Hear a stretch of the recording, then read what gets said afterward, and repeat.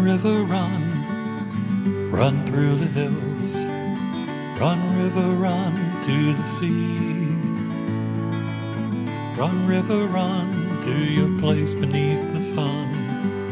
Run, river, run. Welcome to Be My Guest. Today we have, back by popular demand, an encore appearance by Ursula Wong, one of our favorite authors from Chelmsford. Welcome back, Ursula. Thank you. Good to be here. Did we have to reschedule a number of times because of the snowstorms? Or was it my eye surgery? It was your eye my surgery. eye surgery. For those out there who are very sweet have been following this, yes, I finally did go through with that cataract thing they have there, and it was quite an experience. Anyway, I got one more eye to go, but anyhow, I'm alive and it's done. Ursula has a whole new book, and it's called Amber War. And this is one that is about the World War II Lithuanian resistance. Can you give us an idea about this? Tell us about that one. Yes, let me put things in context a little bit, if I may.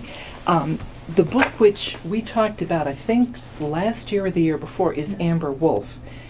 This is about the Lithuanian partisans during the war, and the book that was just released, Amber War, is about the Lithuanian partisans after the war. Mm.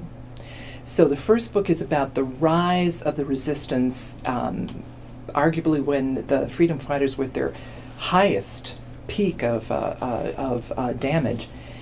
Amber War is about the decline, and this book starts in 1948. And so the war has been over for 3 years. Our soldiers are home. In the United States, our soldiers are home. Yet, these Lithuanian partisans in Eastern Europe are fighting the Soviet army. They continue to fight the Soviet army. And by 1948, their hopes of Great Britain and the United States coming in to rescue them and give them arms and sufficient money so they can continue their struggle, their hopes are waning. And so many give up the fight. And Amber War is about the decline of the movement. And what happened, too, was that a Soviet spy infiltrated the camp that she was in. That camp, that was in Lithuania, right? It was, in Poland. The majority of the book takes place in Lithuania. Mm. Now, it's inspired by a true story of a Lithuanian partisan, a man who was in a leadership role. So he lived in one of the camps in the Lithuanian forests, the many Lithuanian forests. And a few years after the war, he left the country specifically to go to the West and try to garner support for their fighting cause. So this book is not about him per se, but his story inspired part of this book, Amber War. And so I've got a character, Anton, who is a Russian and tries to disrupt that process of this Lithuanian partisan leaving the country in order to get support. Not until I started reading Ursula's book did I realize anything about the Lithuanian resistance. Now, I know we probably studied in high school, but I don't remember. Well, that's the thing. You probably did not study this. You don't think so? Nobody did. That's probably why I don't remember. Because during the Soviet occupation, there was a tremendous censorship. Yeah. So the people who escaped Lithuania, the natives who escaped Lithuania and managed to get to the United States, told this story. But, how many were there, and, how strong were their voices? I mean, they were exhausted. They were trying to start their new lives. So this story was repressed to a large part. I mean, people didn't write letters to their relatives about this. Nobody knew about this. Now, I came to know about it because my uncle was in Europe during the war. That's right. He was in the U.S. Army. And he met a lot of people who were escaping Lithuania, and they told about these atrocities perpetrated by the Soviets. And time passed, my uncle came back, the war ended, and so on and so forth, and he had a life, he died. And when I was going through his papers, I found manuscripts and letters and notes about this era of Lithuanian and Soviet history. And it was about these freedom fighters. So that inspired me to research. He left notes. He did leave you notes about He left notes and letters from other people, hand annotations and old manuscripts, stories, all sorts of stuff. That's where you get this talent, maybe. The writing? You think? Maybe. Yeah. Maybe. Who knows? But nonetheless, what I tried to do was to validate that. So I began my own research, and it took a couple of years to get to the point where I could write about it, but I tried to validate what I learned from my uncle's papers by looking at historical documents in the United States. That takes a lot of research. It took a tremendous amount of time, and the biggest problem was that Lithuania and this struggle was typically a footnote. Yeah. I might read 500 pages to get to 1 or 2 footnotes. So I had to cull together this picture, not only to validate what I learned from my uncle, but to really put the pieces together of how the partisans lived in the woods, who they were, what they did, what their struggle was like, and ultimately after the war, how they eventually, and unfortunately for some, I guess, decided to really give up this impossible struggle. They just went to, and they went with the Soviets. Of course, that just was on the tip of my tongue. When they were actually surviving in we're not talking about prisoner camps. We're talking about they were camping, right? They were camping out. Yeah. They were in the woods. They escaping. Now, and of course, the freedom fighters were they were like you. I mean, they were just regular people. Yeah. All walks of life, but again, Lithuania was predominantly an agricultural society, so many of them were farmers. So they had begun hoarding weapons as early as the 1940s, the early 1940s. The German army occupied Lithuania, the Russian army, then the German army, and then the Russians came back and stayed. But during these occupations, the fleeing army always left stuff behind. So these farmers collected it all. They buried it in caches in the woods. They really tried to provide themselves with an infrastructure. They had, food, blankets, everything that they could, in addition to armaments, everything they could possibly gather together in order to survive and, come out of the woods at various intervals, fight the Soviets, and perhaps in the morning, go back to their regular job. What would their jobs be usually? Farming. A lot of them went from city to city looking for work, but it was basically agricultural labor. When the Soviets were there, of course, the few able-bodied men who were left after the war were conscripted into work crews, and they were building runways, or they were forced to participate in various construction projects. But these soldiers had a day life, and then a night life as these freedom fighters. So it was, I find it fascinating. And I'm just wondering why we weren't taught this in school. We've heard about the Armenians and the Jews and the awful persecution, but why didn't we hear about Lithuania? Well, I think on the personal level, I think that there weren't that many Lithuanians, who came over. I mean, it's a tiny country. Before World War II, it was 3 million people. After the war, it was 2 million. Are they attached to Poland? No, separate countries. Separate language, states. Separate culture? Yes, absolutely. It's still there, though, it's still there. Yes. Definitely. Yes. Okay, it didn't merge with anybody. No. But I would, it's like you said, no wonder I couldn't remember, because I wasn't taught this back in school. But remember, the Soviets controlled all information going out of the communist-controlled states. Yeah. So there was very little getting out. And the people that did escape, they told of the story, but I think there was a reluctance in the United States to accept that the Soviets were doing this. I mean, the Nuremberg trials were going on, and the world was reeling from the after effects of the war. And not that it's an excuse. There isn't an excuse. We should have paid attention. We did not, as a country, pay attention to this. But for whatever reason, Lithuanians knew. They write about it extensively in Lithuania. Yeah. It's still a topic that's discussed and debated, whether the freedom fighters during and after World War II did their country a service, or were they inciting the Soviets to violence. I mean, that's still debated today. I personally think that it took a lot of strength and courage to, go from handling a pitchfork to a gun. Yeah. I think it took a lot of perseverance and courage to have this double life, Yes. Living out in the woods partially, living at home if you could. Yeah. And I think their courage is something to be respected. We're talking with Ursula Wong, and she is the author of Amber War. And this is the next part. Now, is there a third one coming? There is. In the Lithuanian series? About that? Yes. So, again, the first book is Amber Wolf. Yeah. It's about World War II. Yeah. The second book is Amber War, Yeah. which is about the Lithuanian partisans, again, after World War II. And the book in progress is called Amber Widow.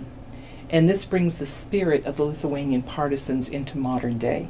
So it's set in an accurate geopolitical environment. Yeah. I try to capture the relationship that Lithuania has with Russia. Yeah.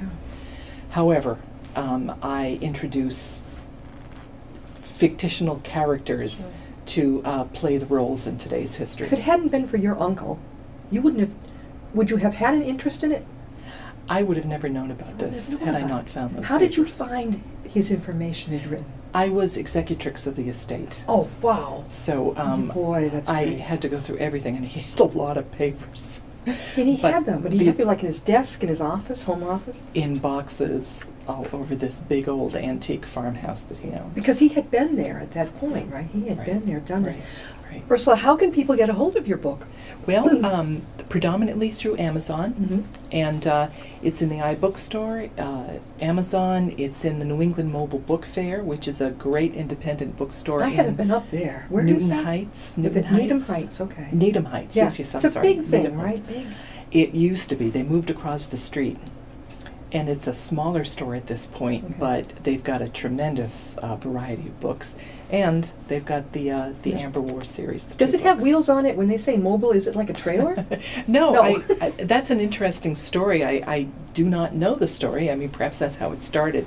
But it's a regular bookstore. It's a brick and mortar bookstore. Brick And and- there are a lot of very well-known authors. The Clinton book is there and so forth. The everything you would expect in a bookstore is there.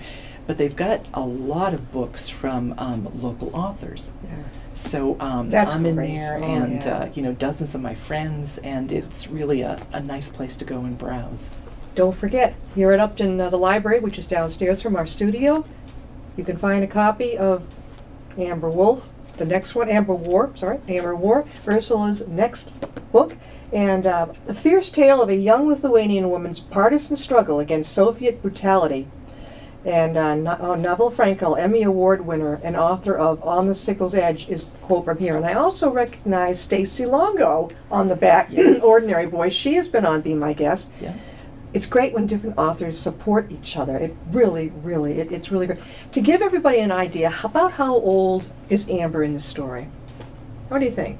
The main character, Ludmila, her Yeah. code name is Amber Wolf. Yeah. So Ludmila in book 1 is about 21. And in book 2, she's 25, 26. So it's a few years later. Yeah, but the next one's would be widow. She could be widowed at an early age. Well, Amber Widow, the new book, Yeah. which will be out later this year, Ludmila is talked about. She's not alive during that book. She's not But she has a subtle influence as we go forward. very so. Would you say that this is? I would think that this would appeal to the teens as well as the adults. I tried to make it informative. I tried to make it a good adventure story Yeah. that tells a lot of history and culture. So important, especially since it's not being taught that I know of, and you in Yeah. the school. Yeah. Where have you been appearing besides right here? Where are you going to be? Wow.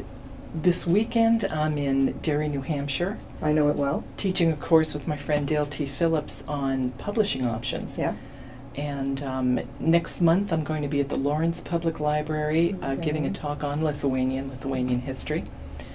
I've been at many events in February and March, basically Lithuanian events. This is the 100th year celebration of Lithuanian independence in 1918. So this is a centennial year for Lithuania. There are many events going on. In fact, in November at Copley Square, downtown in Boston, there's going to be a multi-day celebration of Lithuania, Latvian, and Estonian culture to celebrate the end of World War I, when all three countries World War One. declared their independence. Now, have you been in Worcester, which is a hodgepodge of great cultures? Don't they have something for? Have I seen something for? Oh yeah, there's a huge number of Lithuanians in Worcester. There's a club called Moronis Park. Yes. Yeah. Well, I'm trying to picture where Moronis Park is. That off of Lake Avenue, or am I crazy? It's in Shrewsbury. Okay, so you've gone over the bridge from UMass. You're heading into you're in Shrewsbury. Oh, I know where they have. When I was single, I remember I went there one time to dance. It's like a hall. Yeah. Yeah, they have Yeah. dances there. Okay. Yeah, Moronis Park, and that's where they Moronis get Park. together. Yes. Yes. Have you been there? Several times. And what do they do? Do they have like booths where you can study different things? Well, there were a couple of events. So there was a celebration event for the centennial, Yeah. the Lithuanian centennial, and that was a luncheon. And so I spoke at the luncheon, and people came by to get the latest and greatest. Yeah. And then there was another event at Moronis Park to celebrate the girls, the Boy Scouts and Girl Scouts, and it was all a Lithuanian themed event. So I was there with some folks that were selling amber and most wonderful kielbasa ever made on the planet. I hear that's pretty good Oy, stuff. Honey, and they were selling honey, all sorts of stuff. It was just a wonderful event. And Did you sell you had your books there, right? I did. I bet. Were they popular? They were popular. Yeah, that's good. That is terrific. And what helped, I was written up in the Worcester Telegram. Yeah? In February. How come I didn't hear about this? I always get the Sunday paper. Was it not the Sunday one? It was the Sunday paper. I mean, your eyes have been bothering you. Well, I think yeah, maybe but that still, happened. I catch every... I'll send you a link. So, Yes, yeah, do. I was on the front page of the Arts and Entertainment section, and an article by Anne Conley Franz, and she did a wonderful overview of Amber War and how it came to be and what it's about and so forth. So how did I miss that one? Can you send me the link? I certainly will. We've got to do this. Now again, we're talking with Ursula Wong. Ursula is a favorite author that's been on our show, for many times. And the latest in her series, Amber War, and there's another one going to be called Amber Widow, right? Amber Widow, right? And that will be out when? So we can grab you? This year. This year. This year, she's cagey about that. This year, okay, It got to 2018. be. Okay, maybe by the summer or fall. Fall. No, we'll see. We'll see. I'll keep you posted. How many hours a day do you spend writing? I try to do at least 3, but I often do 8 hours. And with all the wonderful information that Ursula has from her uncle about the Lithuanian resistance, you can refer back to that. Plus, how many hours of research did you have to go to the Antiquarium Society in Worcester? I went to a lot of different places. I did interviews. I ordered a lot of books, different libraries, newspapers, all sorts of stuff. I went all over the place. What do you think of the antiquariums? I need to go there, so what do you think? That's one place that I'm not that familiar with. Okay. But, I want to go. yeah. Yeah, I want to look up that great-great-grandfather, Ben Jocelyn, who invented the Jocelyn rifle in World War II, and he was selling it to the government, which is great, but when the war was... World War what? Civil War. The Civil War, sorry. That shows you my history. Sorry, Ben. The Civil War, and when that ended, the guy selling the guns to the government, you're out of a job. So I want to find out more. I know they're all from Worcester, and his big company, the Jocelyn Firearms Company, was over in Connecticut at, where's that beautiful place on the... anyway. Bristol. No, it... anyway, my great-great-grandmother said, I'm not leaving. She stayed with the family in Worcester. That's according to what I heard. I'm not going anywhere. And it starts with an M. Oh, it's a beautiful place. The tourists go there all the time. I can't think of it. Anyway, so I got to find out more. And then he died in New York. I don't know what he was doing down there. Died down there. Well, it sounds like if grandmother had been a Lithuanian, she might have been a partisan. Well, they were Scottish. I think a lot of Scottish in that side of the family. I think she was, I'm not going. And you know what? I can relate, because really, if I don't want to move, my husband talks about Arizona. Nope. You can go and go take a vacation. Write to me. But I'm not going to you leave this area, you've got family in the area too, right? We do. Yes, I do. I have a family out in Barre, Massachusetts. Yeah. That's not too far from Not here. too far. Right? Chelmsford, how long it took you? About 45 minutes to get here? Yeah, just on 495. Yeah. I think I was at the Chelmsford Library and I gave a presentation about memoir writing. You have a Uh-huh. gorgeous library. Yes. Is it Friendly's that's right across from it? Yes. Oh. Yes. This library, I was so disappointed. I had the time to look for a book and I went up. They're not in the CW Mars system that we are, so I couldn't take a book. Yes, that's right. That's right. We're in the Merrimack system. Yeah. That's right. And I was like, what? So I had to write it down so I could order it out here. It's one heck of a... Have you been it? You must have been it Oh, out. yeah. Yeah, How many times have you presented there?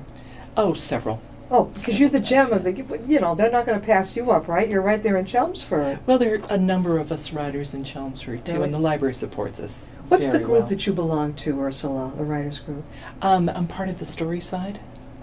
Yeah, and this is a business collective. So 5 writers pooled money, time, and resources into a business.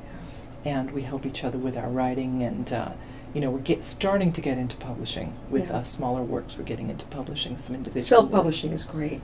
I love it. For my authors that I deal with, I always say, you don't have to wait a year or two to be turned down, frankly. Get your book out there.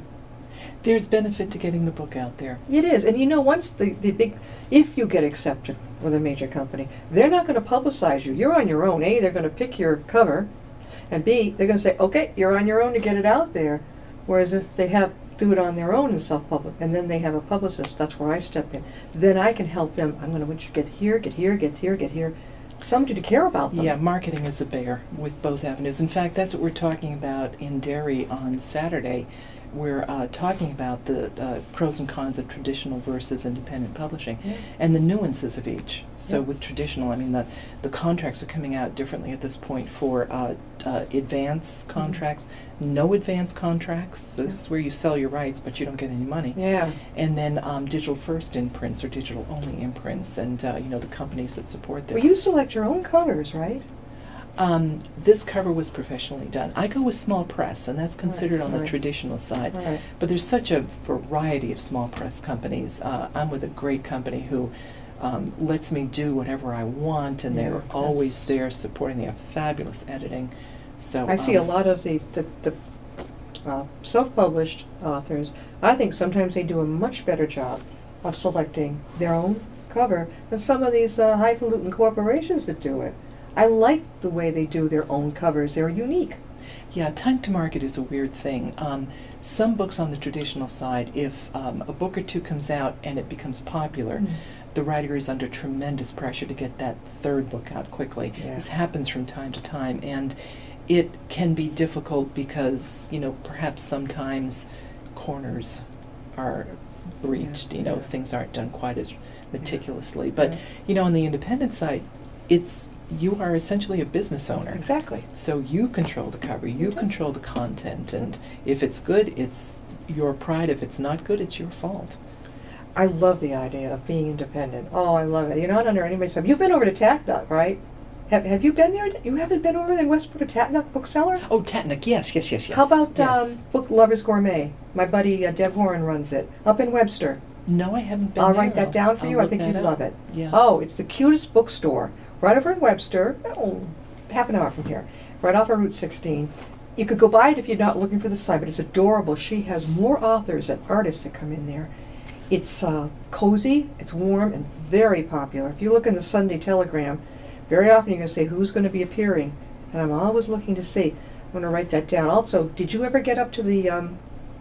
I forgot if you told me if you'd been up to the July in Dan, the one in Dan. Danvers, yes. You've been up there, haven't you? Chris Oberst's event, yes. Oh, yeah. I've been Yeah, there I think many, you've been up many there. times. If that's a catch can, I mean, you're going to sell or you're not necessarily, but It's a great place to connect. Exact's what I tell the other authors. Bring someone with you. Don't just sit there. Get up and take your business card and your book around and get to meet the other authors.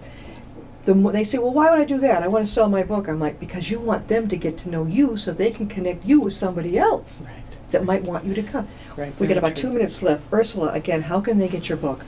The books are available on Amazon, and the iBookstore and Barnes & Noble online and Kobo. So fine online retailers are places where you can find these two books. And Amber Widow will be coming out in 2018. She's going to let me know. And it's a great contemporary story action adventure that puts you into modern day Lithuania, and you feel the imminent threat of Soviet aggression. I wouldn't call this historical fiction because it's definitely historical. It's not fiction. It's more of a geopolitical, but again, the characters are made up and some of the circumstances are fictitious. Especially if you're of Lithuanian descent and you could, and you maybe have relatives like Ursula did who can share their background, you're going to love her books. Again, I had no idea what had happened in Lithuania. Now I do. Ursula will also have a book downstairs in the Upton Town Library, up on our author's wall. Come on over. You can borrow that, get the word out some more. Ursula, thank you. Thank you For being with us again. She's going to be back. Don't worry about it. There'll be another one. Amber's Widow. That's going to be going up a few years. She's only 25 now. Yeah. That's going to be takes jumping. us into the current day. Yes. Into the current day. I can't wait. All right, you better let me know. We'll see you next time and be my guest.